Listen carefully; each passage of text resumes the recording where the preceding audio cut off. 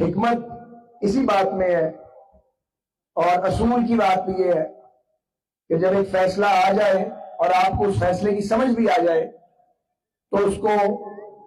Fill four फैसले को तस्लीम करना चाहिए। बाज लोगों ने मुझे कहा कि आप जल्दी कर गए, जितने मुंह उतनी बातें, कोई जल्दी नहीं की, कोई जज्बाती फैसला भी नहीं किया। एक असूली फैसला है और जब आपने असूली फैसले करने हो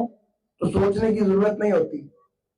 चंद लम्हों में आप फैसला करते हैं। मुझे भी शायद 1-1.5 मिनट लगा होगा ये फैसला करते वक्त, और मैं रात को फिर सो गया था और सुबह जब उठा और मैंने देखा कि आरओ साहब ने नताइज अनाउंस किए हैं तो 1-1.5 मिनट या 2 मिनट के बाद मैंने